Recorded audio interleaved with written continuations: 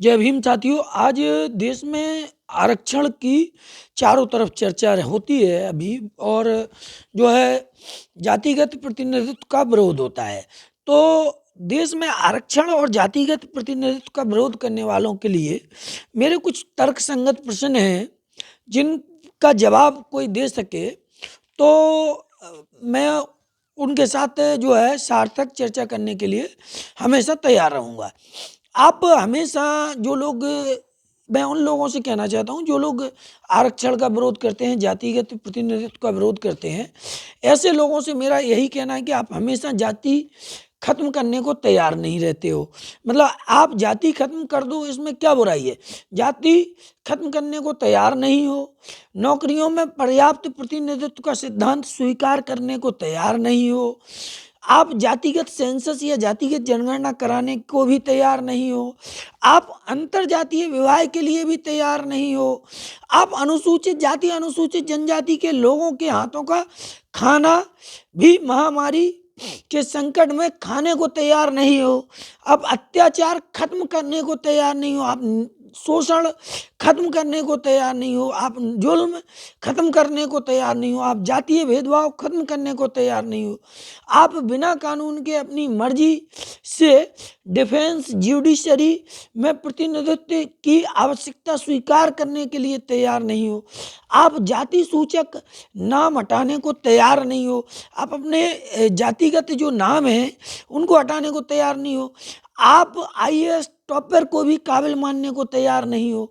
आप इतिहास में अपनी गलत भूमिका को देखने को भी तैयार नहीं हो, आप नेशनलिज्म डेमोक्रेसी को मानने को भी तैयार नहीं हो, आप एससी एसटी ओबीसी के बड़े बड़े पदाधिकारियों बड़े बड़े अधिकारियों को धर्म स्थलों में प्रवेश देने को तैयार नहीं हो, आप कॉन्स्टिट्यूशन या संविधान को मानने को तैयार नहीं हो, आप तर्क करने को तक तैयार नहीं हो, आप निजी क्षेत्र में भी प्रतिनिधित्व स्वीकार करने को तैयार नहीं हो, मतलब आप जो है निजी क्षेत्र में भी आरक्षण देने की वकालत नहीं करते हो, तो फिर आप किस बात को तैयार हो?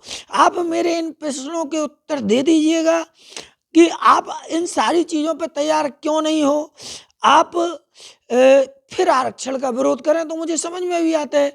साथियों, जो आरक्षण का कंसेप्ट है भारत में, वो गवर्नमेंट सेवाओं में और संस्थानों में पर्याप्त प्रतिनिधित्व नहीं रखने वाले ओबीसी एससी एसटी के सामाजिक और शैक्षणिक पिछड़ेपन को दूर करने के लिए संविधान में आरक्षण का प्रावधान किया गया है। एससी एसटी के प्रतिनिधित्व के लिए पार्लियामेंट ने रिजर्वेशन पॉलिसी को विस्तारित किया है।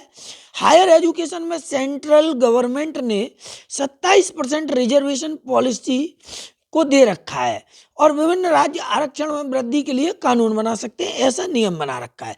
जैसे फॉर एग्जांपल अगर हम बात करें सुप्रीम कोर्ट के फैसले के अनुसार 50% से पहले सुप्रीम कोर्ट का फैसला आया था, उसमें 50% से ज़्यादा रिजर्वेशन नहीं दिया जा सकता, लेकिन राजस्थान जैसे कुछ स्टेट में 68% रिजर्वेशन का प्रस्ताव है, जिसमें 14% जनरल को भी रिजर्वेशन मिलता है। और अब तो ईडब्ल्यूएस 10% आने के बाद 50% की जो सीमा है वो भी टूट चुकी है।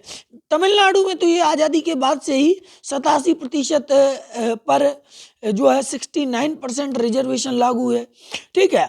आरक्षण और न्यायपालिका की अगर हम बात करें साथियों, तो बहुत सारे पेचीदा मामले हैं जिनको लेकर के मतलब आरक्षण के बारे में अगर हम चर्चा करेंगे तो एक बड़ा सा जो है मतलब वीडियो हो जाएगा।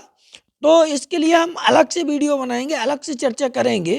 लेकिन मेरा सिर्फ इतना कहना है कि जब आप ईडब्ल्यूएस के लिए जो सुप्रीम कोर्ट माननीय उच्चतम न्यायालय का निर्देश है, उस बाउंडेशन का 50% की जो कैप है उसको तोड़ सकते हो, तो फिर ओबीसी एससी एसटी के रिजर्वेशन में वृद्धि क्यों नहीं कर सकते? और आपको एससी एसटी ओबीसी के रिजर्वेशन से दिक्कत क्या है? जब आपको ईडब्ल्यूएस से दिक्कत नहीं है, आपको जो है भी रिजर्वेशन मिल रहा है, तो आपको एससी एसटी ओबीसी की जनगणना करा करके उसका रिजर्वेशन बढ़ाने में दिक्कत क्या है?